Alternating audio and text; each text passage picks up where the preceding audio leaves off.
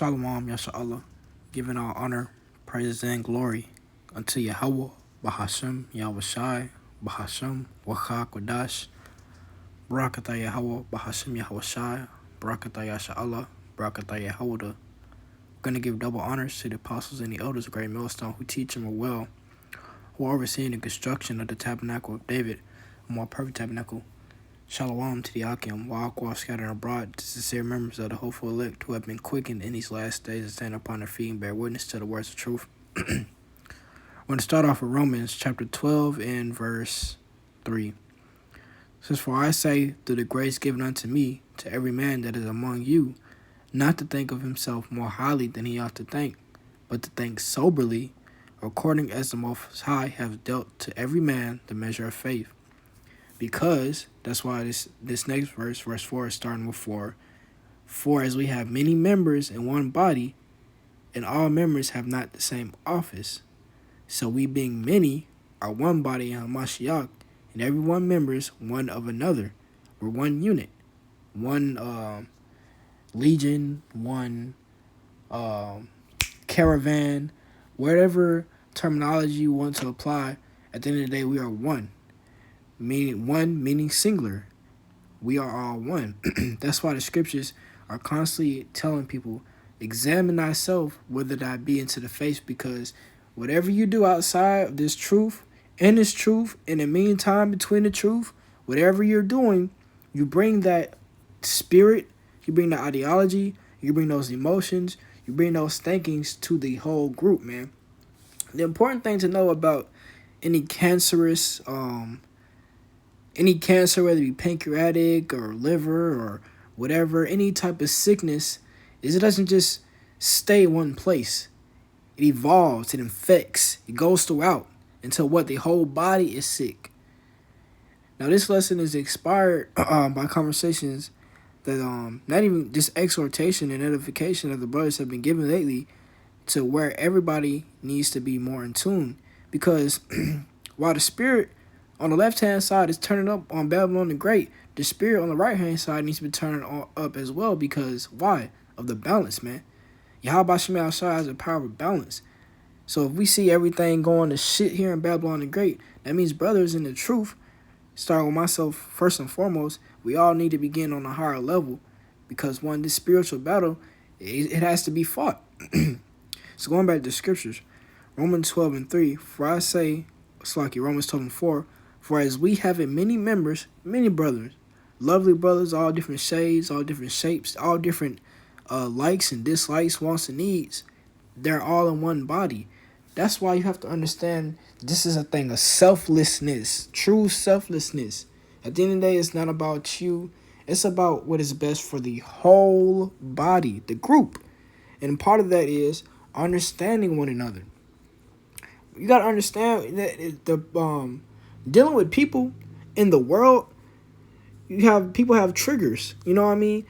I think it's interesting how certain tactics we have learned subconsciously to deal with people in the world, we don't always bring into the truth. Not to say mix the world with the truth, but certain things that we learn in the world, we do have to bring the truth when it comes to being around other men. We have to learn these men. These men have to learn us. We have to make ourselves readily available, because what we're talking about right here is being a part of something bigger than ourselves, man. That's why when you look at these multi-million-dollar companies, they go on retreats, man, where once or twice out of the fiscal year, with the money-making year, they take all their employees and their family, they go to some freaking cabin out in Barbados or some bullshit, and they sit and they talk. They share coffee. They share hot cocoa.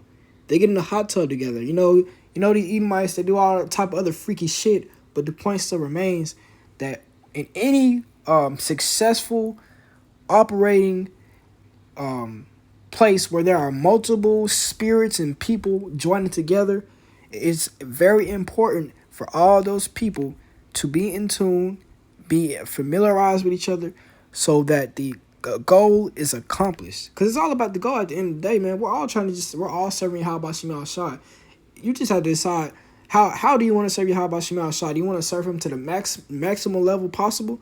Or do you want to just serve them to some type of bullshit, pastime hobby type deal. Now I want to go into this word body. So like it. Body. Strong's G 4983. Soma. Soma. Soma, it says, we're going to skip down to this, the third biblical usage. It says, is used of a large or small number of men. With Proverbs 8:4, the fuck of my pastor's men, closely united in one society or family, as it were, a social, ethical, mystical body. So in the New Testament of the church, and the church is I believe ecclesia, meaning called out, man. And that's what this body is. It's an assembly of all type of men, all type of beings, not beings, but different type of not ideologies, but different type of wants and needs, man. A social, ethical, and mystical body. Let's go to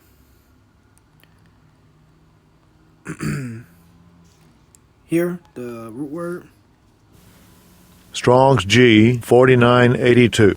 Sozo. Sozo. It says, to save, keep safe, sound, to rescue from danger or destruction, one from injury or peril, to save or suffering one suffering from disease, to make well, heal, restore to health, to preserve one who is in danger of destruction, to save or rescue. That's what we have the brotherhood to lean on, man. When things are getting tight, when things are getting, emotional in your day-to-day walk, when things are not going the way that you think they're supposed to be, you have the brotherhood to lean on. That's what it's there for. Me being personal, not to get too personal, when I was not in the truth per se, I felt like I was the only Israelite on earth. It got really lonely. Understanding the scriptures, knowing that, hey, I am an Israelite, knowing that there's more to my life than just being a black guy, and having nobody to talk to about it. Nobody believes me. Nobody cares about what I have to say. Nobody really even gives a shit. So once I came around like-minded men, it was like, I don't know, it was like the best thing that ever happened in my entire life. Better than anything, because now I'm someplace where I belong, where I feel accepted, where I have people to actually listen to me. And that's why this brotherhood is important. That's why this brotherhood needs to be maximized, Like the brothers are saying, maximize it, because outside of this, you will never be around people who agree with you. There is a 95% chance that all the people you meet in the world, they won't agree with you. They're not going to agree with you. They're not even going to give a shit to listen to what you have to say. They're not going to care to get involved. They're not going to care to learn. They're not going to care at all. They don't even give a fuck about themselves. So why would they give a fuck about anything that you hold near and dear and precious to your heart? No, the only place you're going to find that is amongst the like-minded men that are, on the highways and byways with you on the battlefield, man. And that's important. So continuing on, we're going to jump down to Romans 12:9. Let love be without dissimulation. What does the word dissimulation mean? I'm going to save that.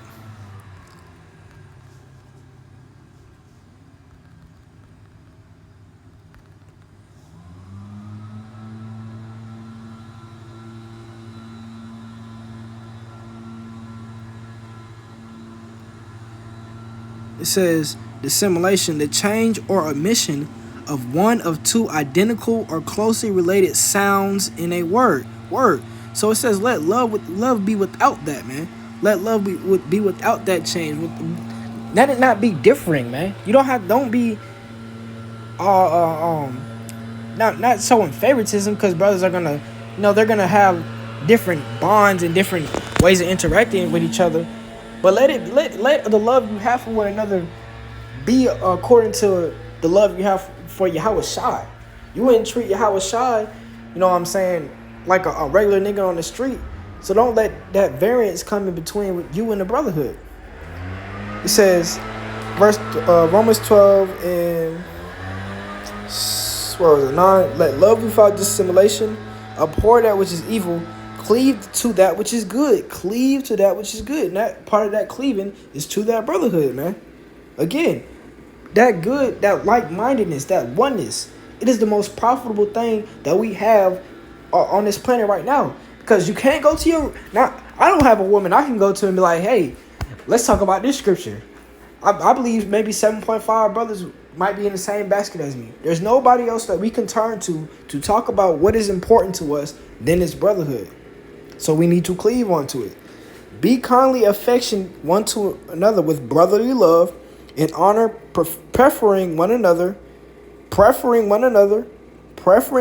not slothful in business, fervent in spirit, serving the Lord as part of that turning up, rejoicing in hope, patient in tribulation, continuing instant in prayer, distributing to the necessity of saints, given to hospitality. All this is attributes of what it is to be a man in this truth and inside the brotherhood, man. From Romans 12:9 all the way down to Romans 12:13.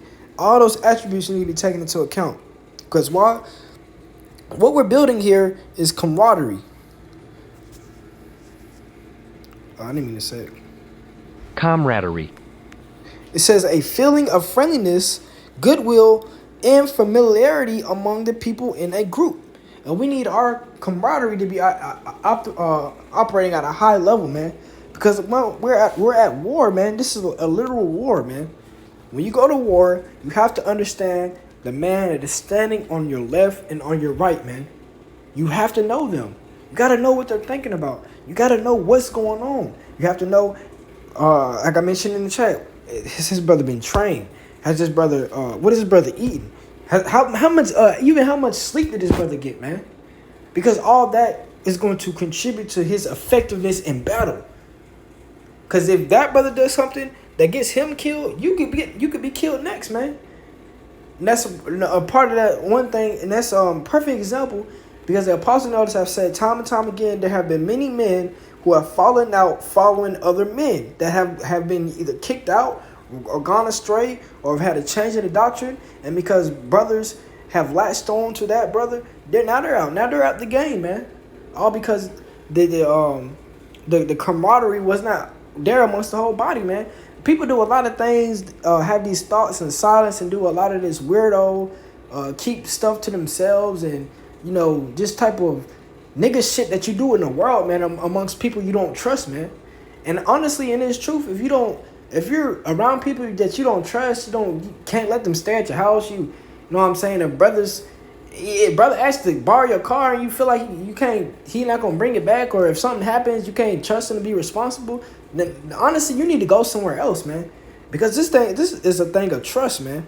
A feeling of friendliness, goodwill, and familiarity among the people in the group, man. So let's jump from that let's go to Deuteronomy, the 20th chapter. Then we're going to Ecclesiastes, Deuteronomy 20:1. It says, when thou goest out to battle against thine enemies, and seest horses and chariots, and a people more than thou, be not afraid of them. And what is that in these days, man? That's when you go out to the camp, man. When you go out to camp, you see all the people, the masses of people just walking by, and they're on the bullshit scooters. They're in their Lamborghinis. They're looking. They're in the tour buses. They're looking. It says, be not afraid of them, man. For Yahweh Shema Shah, that power is with thee, not only with you, but with everybody else around you, man. Because we all, hey, man, man, if you with some people and you don't believe they're men of the Lord, you should not be around them. But on the contrary, if you do believe that these men are the men of the Lord, you have to get to know them, man. I find it odd just how certain things that come up in certain actions, and it feels contrary to what you're supposed to believe, man. If you trust me, act like it. If you feel like I'm a man of the Lord, act like it. It says, Deuteronomy 22, it says, and it shall be when you are come nigh to the battle, that the priest shall approach and speak unto the people, and shall say unto them, hear, O Israel, ye approach this day unto battle against your enemies. Let not your hearts faint, fear not, and do not tremble, neither be ye terrified because of them.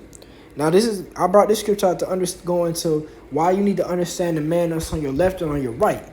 Verse 4, For the Yahweh Shema Shai, our power is he that goeth with you to fight for you against your enemies to save you. And here's the point.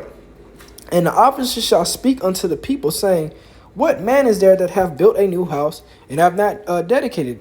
Let him go and return to his house, lest he die in battle, and another man dedicate it, man. So if you got some bullshit going on out in the world where you feel like where that is more important than you being the truth, then go do that, man. Because brothers don't have time to be, you know what I'm saying, trying to handhold somebody that has something more, that feels like there's something more important out there than being at the battlefield, man. When all hell is breaking loose and all seriousness is going down, when the shit gets tough, man, the tough get going. If you ain't gonna be a part of that unit, then you need to go. Verse 6, and what man is he that hath planted a vineyard and have not yet eaten of it? Let him also go and return to his house, lest he die in battle, and another man eat of it. And what man is there that hath been betrothed a wife and have not taken her? Let him go and return unto his house, lest he die in battle, and another man take her, man. If anything is more important than serving the Lord with the brethren, which is, you know, and Yahweh says, the brother, blood brother Yahweh says all the time, man. Fellowshipping is part of the brotherhood, and he's absolutely right, man. He's absolutely right, man. It's like, what group of people who have a common goal don't spend a lot of time with each other? You don't see it anywhere else in any other facet of life, any other type of bullshit organization. The fraternities, they're always with each other, man. The alphas hang with the alphas, the omegas hang with the omegas. They always want to link up. They're always making time with each other. They're always doing this, that, and the third. You know, businessmen hang around businessmen. Athletes hang around athletes, man. It's continuing on. Deuteronomy 20:8. And the officer shall speak further unto the people, and they shall say, what man is there that is fearful and faint-hearted? What man is there that is fearful and faint-hearted? Let him go and return unto his house, lest his brethren's heart faint, as well as his heart, man. I'm going to read that again. Deuteronomy 28. And the officer shall speak further unto the people, and they shall say, what man is there that is fearful and faint-hearted?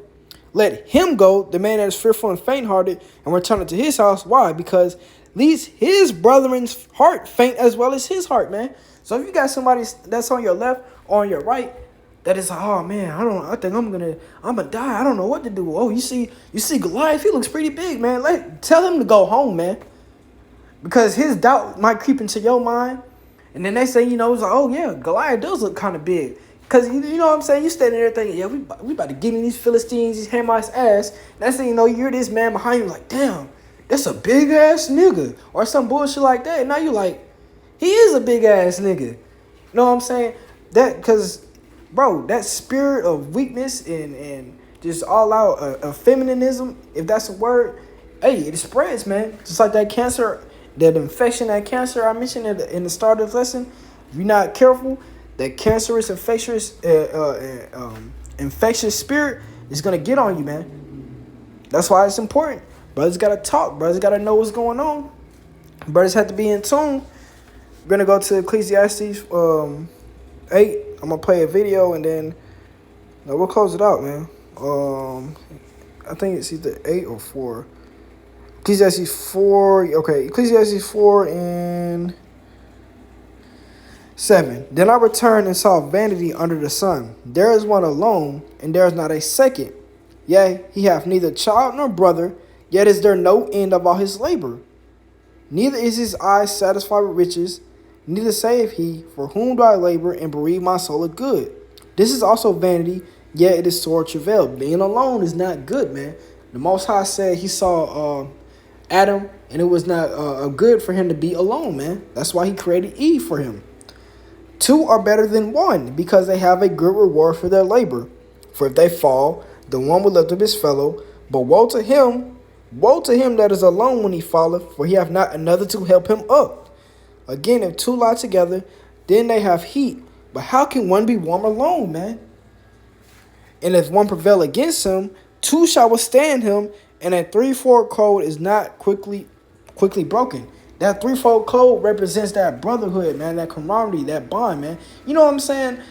It's just think about it, how it would be if everybody's in tune with each other, bro. How edifying them lessons is gonna be, man. You know what I mean? Like how perfect and how just powerful, how powerful things you can accomplish when everybody's mind is in tune with one goal, man. Everybody is working towards the same purpose, and not only that, I know how you like to work. I can know how he likes to work, so I can accommodate. I can do all these things, and now, hey, man, we're getting a job done. So I'm gonna play this video because I keep talking about being in tune, and in tune is very important when it comes to instruments, man. Instruments have to be tuned. They have to be hitting that note at the right tonal center, man. Tone is how the note sounds, how full it is. Being in tune is that pitch, man. So, tune.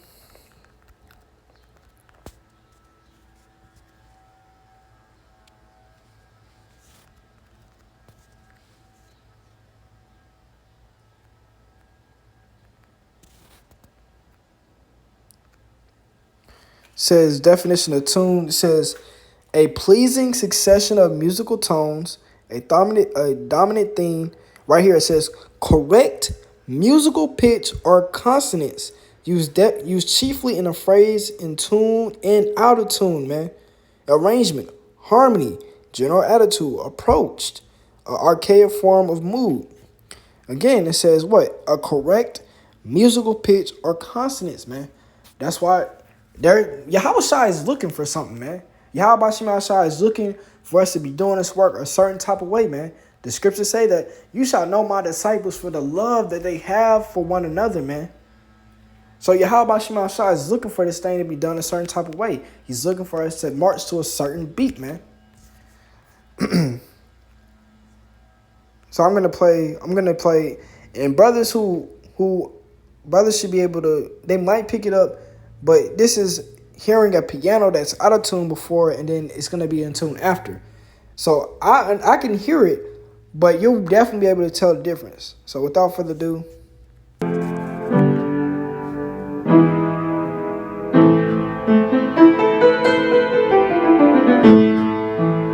It's got the squeaky pedal too, so.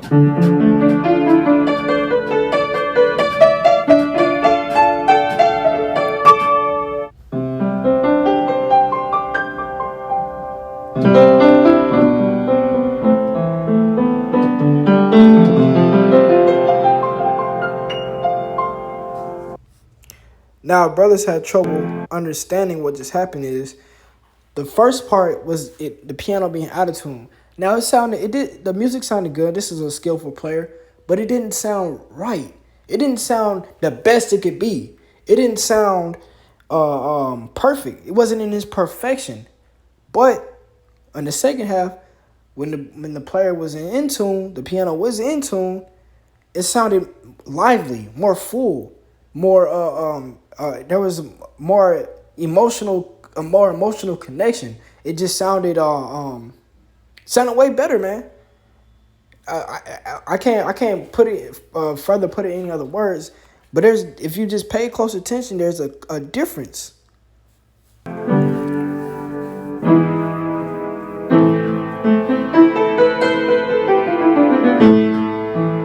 It's got the squeaky pedal too, so.